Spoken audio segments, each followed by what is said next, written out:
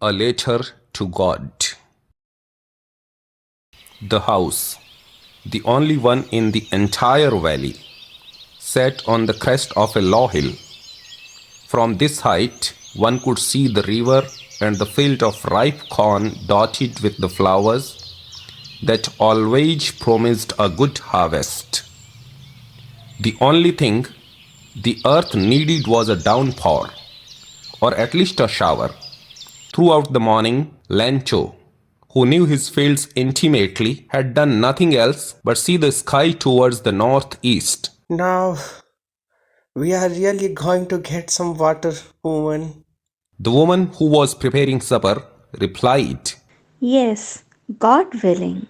The older boys were working in the field, while the smaller ones were playing near the house, until the woman called to them all. Come for dinner. It was during the meal that, just as Lancho had predicted, big drops of rain began to fall.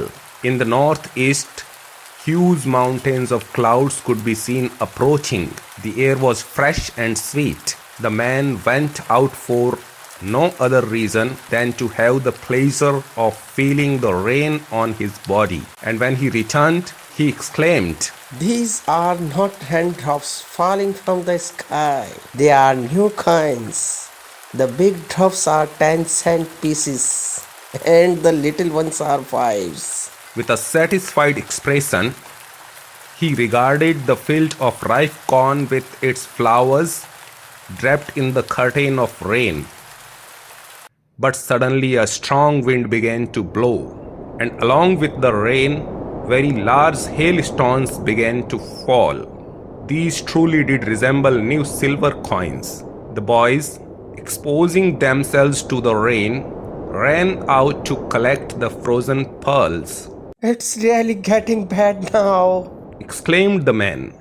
I hope it passes quickly. It did not pass quickly. For an hour, the hail rained on the house, the garden, the hillside, the cornfield, on the whole valley. The field was white, as if covered with salt. Not a leaf remained on the trees. The corn was totally destroyed. The flowers were gone from the plants. Lancho's soul was filled with sadness. When the storm had passed, he stood in the middle of the field and said to his sons, A plague of locusts would have left more than this. The hail has left nothing. This year we will have no corn. That night was a sorrowful one. All our work for nothing. There is no one who can help us. We'll all go hungry this year. But in the hearts of all who lived in that solitary house, in the middle of the valley, there was a single hope, help from God. Don't be so upset, even though this seems like a total loss. Remember, no one dies of hunger. That's what they say. No one dies of hunger. All through the night, Lancho thought of his one hope, the help of God, whose eyes, as he had been instructed, see everything, even what is deep in one's conscience. Lancho was an ox of a man, working like an animal in the fields, but still he knew how to write. The following Sunday, at daybreak, he began to write a letter which he himself would carry to town and place in the mail. It was nothing less than a letter to God.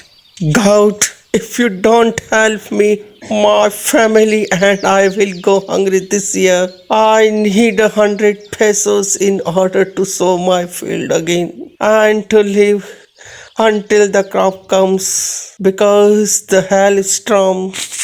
He wrote to God on the envelope, put the letter inside, and still troubled, went to town. At the post office, he placed a stamp on the letter and dropped it into the mailbox. One of the employees, who was a postman and also helped at the post office, went to his boss laughing heartily and showed him the letter to God. Never in his career as a postman had he known that address. The postmaster, a fat, amiable fellow, also broke out laughing, but almost immediately he turned serious and, tapping the letter on his desk, commented, What fate! I wish I had the faith of the man who wrote this letter, starting up a correspondence with God. So, in order not to shake the writer's faith in God, the postmaster came up with an idea. Answer the letter. But when he opened it, it was evident that to answer it, he needed something more than goodwill, ink, and paper. But he stuck to his resolution. He asked for money from his employees. He himself gave part of his salary, and several friends of his were obliged to give something for an act of charity. It was impossible for him to gather together the 100 pesos. So he was able to send the farmer only a little more than half. He put the money in an envelope addressed to Lancho, and with it a letter containing only a single word as a signature, God. The following Sunday, Lancho came a bit earlier than usual to ask if there was a letter for him. It was the postman himself who handed the letter to him, while the postmaster, experiencing the contentment of a man who has performed a good deed, looked on from his office.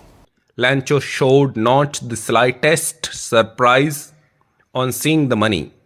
Such was his confidence. But he became angry when he counted the money. God could not have made a mistake, nor could he have denied Lancho what he had requested. Immediately, Lancho went up to the window to ask for a paper and ink. On the public writing table, he started to write, with much wrinkling of his brow, caused by the efforts he had to make to express his ideas. When he finished, he went to the window to buy a stamp, which he licked and then affixed to the envelope with a blow of his fist. The moment the letter fell into the mailbox, the postmaster went to open it. It said, God of the money that I asked for, only 70 pesos reached me. Send me the rest since I need it very much. But don't send it to me through the mail, because the post office employees are a bunch of crooks.